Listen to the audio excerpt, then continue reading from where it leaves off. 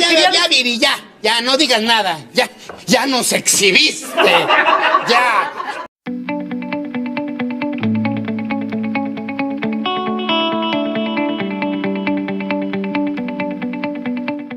Hola a todos y todas, bienvenidos a un nuevo video de Todo Vial. Gracias a todas las personas que se han suscrito a nuestro canal y han esperado con ansias este video, así que comencemos. No olvides suscribirte al canal y seguirnos en nuestras redes sociales. Recordemos que la finalidad del ensayo Proctor es determinar la cantidad óptima de agua en un suelo que permite la mejor compactación para una energía dada. El ensayo se basa en el hecho de que la compacidad del suelo es proporcional a la densidad del terreno seco. Si quieres saber cómo se desarrolla este ensayo, te dejo el enlace en la descripción del video. Una vez terminamos el ensayo, la ficha de resultados debe indicar claramente la densidad máxima seca y la humedad óptima, así como mostrar la curva de compactación. La curva de compactación también se conoce como curva densidad seca, humedad de compactación. Pero, ¿para qué sirve la curva de compactación? Pues la misma nos permite establecer de forma sencilla cuál sería la densidad seca que se puede alcanzar para un valor de humedad determinado. Ahora sí, iniciamos con el paso a paso para elaborar la curva de compactación. En la descripción del video encontrarás un enlace para que descargues una hoja de cálculo y realices el paso a paso con nosotros. En la parte superior de la hoja de cálculo podrás consignar información referente al proyecto, datos de la muestra y además de especificar qué tipo de ensayo realizaste, si realizaste ensayo Proctor estándar o normal o modificado, y qué método de los especificados en la norma empleaste. En la parte superior te dejo el enlace donde explicamos el paso a paso del ensayo y hacemos mención de los métodos especificados por la norma. En la parte inferior encontrarás dos secciones, una para determinar la densidad y otra para determinar el contenido de humedad, que son las variables que nos permitirán elaborar la curva de compactación. Explicaremos cada fila rápidamente para que al momento de realizar los cálculos o incorporar los valores sepas qué representan. En la sección de determinación de la densidad, la primera fila, denominada prueba número, indica la cantidad de muestras o la cantidad de veces que realizamos el ensayo. La segunda fila es totalmente opcional y representa la codificación que algunos laboratorios le dan a sus implementos, en este caso a los moldes. Si tus equipos cuentan con algún código o nombre, puedes colocarlo en esta fila. En la tercera fila anotamos el número de capas, que para el ensayo estándar son 3 capas y para el modificado son 5 capas. En la cuarta fila anotamos el número de golpes, dado por capa. Para el ensayo estándar serían 25 golpes por capa y para el modificado serán 56 golpes por capa.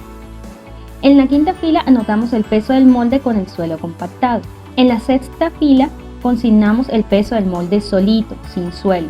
Porque estoy solito, no hay nadie aquí a mi lado.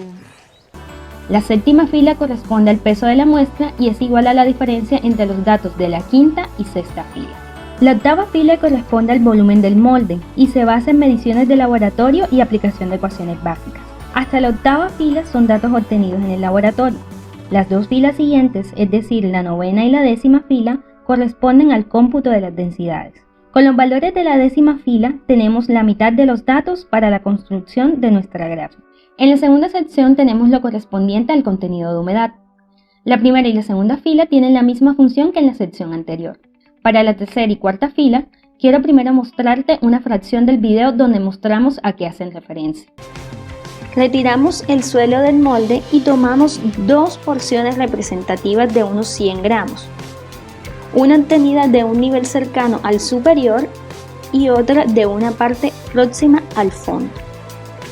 Tomamos la muestra representativa, la pesamos y la secamos en el horno por un tiempo mínimo de 12 horas. En la tercera fila tenemos el peso de la tara.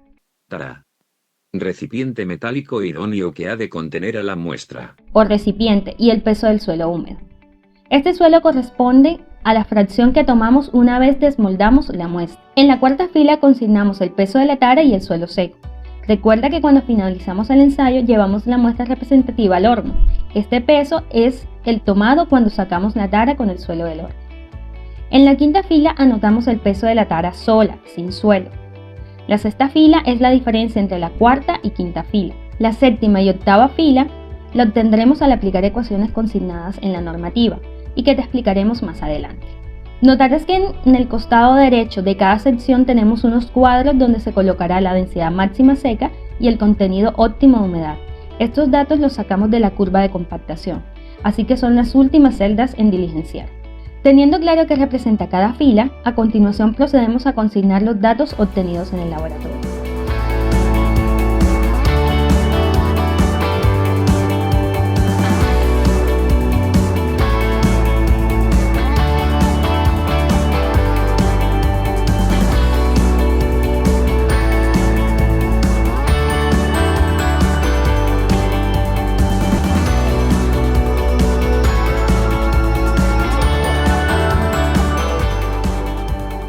Iniciamos con el cálculo de la densidad. Para el cálculo del peso del suelo seco compactado empleamos la siguiente ecuación, y es la diferencia entre el peso del molde con el suelo compactado en su interior y el peso del molde vacío. Para determinar el volumen del molde, determinamos el área del molde, empleando la ecuación para determinar el área de un círculo, la cual es pi por el diámetro al cuadrado dividido entre 4. Y por consiguiente el volumen será igual al área por la altura del molde. La densidad húmeda se calcula a partir de la siguiente ecuación, donde tenemos la relación entre el peso seco del suelo compactado y el volumen del molde. Para determinar la densidad seca empleamos relaciones volumétricas, para lo cual requerimos datos de la segunda sección. En un siguiente video te diré cómo se obtienen los datos de contenido de humedad. Chao, chao. ¿Te la creíste? Para la sección denominada determinación del contenido de humedad hacemos lo siguiente. Para calcular el peso del suelo seco aplicamos la siguiente ecuación, y es la diferencia entre el peso de la tara con el suelo seco en su interior y el peso de la tara vacía. Para determinar el contenido de humedad utilizamos una de las relaciones volumétricas, la cual es la diferencia entre el peso de la tara con el suelo húmedo en su interior y el peso de la tara con el suelo seco en su interior sobre el peso del suelo seco, por 100, ya que el contenido de humedad se da en porcentaje. Y para la densidad seca empleamos otra relación volumétrica, donde tenemos la relación entre la densidad húmeda del suelo compactado y la humedad en decimales más 1. Las densidades secas obtenidas procedemos a copiarlas y pegarlas en las celdas de la primera sección de determinación de la densidad. Con estos valores ya podremos elaborar la gráfica. Iniciemos la elaboración de la curva de compactación, la cual nos permite obtener de forma gráfica la densidad máxima del suelo y la humedad óptima con la cual podemos alcanzar dicha densidad. En las ordenadas o eje Y o Y tendremos la densidad seca y en las abscisas o eje X el contenido de humedad, ambos en escala aritmética. Empecemos la construcción de nuestra gráfica, nos vamos a la pestaña de insertar, luego a la sección gráficos, y luego en insertar gráfico de dispersión o de burbuja y elegimos la segunda opción disponible. Con el gráfico seleccionado nos vamos a la pestaña de diseño y buscamos el icono seleccionar datos. Cliqueamos y nos abrirá una pestaña que nos permitirá elegir los datos. En la ventana izquierda le damos clic en agregar y nos abrirá una nueva ventana. En nombre de serie podemos poner curva de compactación o el nombre que desees. Para elegir los datos que irán en cada eje respectivamente, damos clic en el icono con la forma de flecha y tomamos los datos de la tabla, de la siguiente manera. Para valores en X tomamos el contenido de humedad en porcentaje y para los valores en Y o Y, la densidad seca en gramos sobre centímetro cúbico. Y damos clic en aceptar y listo. Puedes personalizar tu gráfica seleccionando la misma, ir a la pestaña diseño y luego al icono diseños rápidos y elegir el de tu agrado. Colocarle los nombres a los ejes solo cliqueando sobre ellos. Y voilà, obtenemos nuestra curva de compactación o curva densidad-humedad. Luego, para determinar la densidad máxima seca y el contenido óptimo de humedad, lo que hacemos es trazar dos líneas, una vertical para intersectar el eje X y una horizontal para intersectar el eje Y o Y. Dicha línea debe partir o salir del punto más alto de la curva de compactación.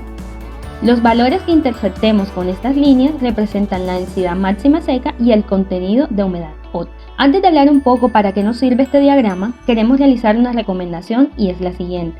Para poder determinar la curva de compactación necesitamos que los puntos ensayados se encuentren tanto en la rama ascendente, es decir, puntos con menos contenido de humedad a la óptima, lo que nos indica que al compactar aún tenemos huecos en el suelo y la compacidad del suelo no es la máxima. De igual forma también necesitamos puntos en la rama descendente, que nos indica que la humedad es mayor y está por encima de la óptima, y en este caso el agua llena esos espacios en el suelo, desplazando parte del suelo y por tanto disminuyendo su densidad. Si realizando el ensayo 4 veces no conseguimos puntos en ambas ramas, ascendente y descendente, no podremos determinar el máximo de la curva. En este caso, lo que deberíamos hacer es ensayar una muestra más. Pero, ¿para qué hacemos esto y qué significa este diagrama? En obra, este ensayo nos da una indicación sobre la densidad seca que puede exigir una empresa o las entidades gubernamentales a las empresas consultoras. Hay que tener en cuenta que se exige cumplir con un porcentaje mínimo de la densidad máxima del producto de referencia. Por lo general se exige un porcentaje entre el 90 y 95% del óptimo del producto de referencia, lo cual debe estar especificado en los pliegos de condiciones o pliegos de licitación o especificaciones del proyecto. Este porcentaje de referencia puede variar de proyecto a proyecto. Además de obtener la humedad óptima y la densidad máxima, podemos sacar algunas deducciones. Si la curva está muy aplastada, significa que el suelo es poco sensible al agua, ya que una variación bastante grande en el contenido de agua influye muy poco sobre la densidad seca. Con pus, mucha pus. Por tanto, este suelo será un poco más fácil de compactar y será más estable. Por el contrario, si la curva tiene una forma puntiaguda, como el pico de una montaña, podemos apreciar que una mínima variación en el contenido de humedad va a afectar grandemente la densidad seca. Esto nos indica que el suelo es muy sensible al agua. Pues Alfredo, ¿cómo está el pedo ahí, pues? Esto va a tocar contigo, mira, esto va a tocar contigo. Alfredo, cálmate, por favor. Y será más complicada su compactación. Esperamos que este video haya sido de tu agrado y entendieras la importancia de este ensayo y para qué sirve la curva de compactación. Ayúdanos a seguir creciendo más y más. Suscríbete a nuestro canal, activa la campanita y déjanos en los comentarios qué temas te gustaría que habláramos. También síguenos en Instagram y Facebook como Todo Vial. Allí encontrarás temas de interés, tips viales y nuestros mejores memes. Nos vemos en un próximo video. Adiós.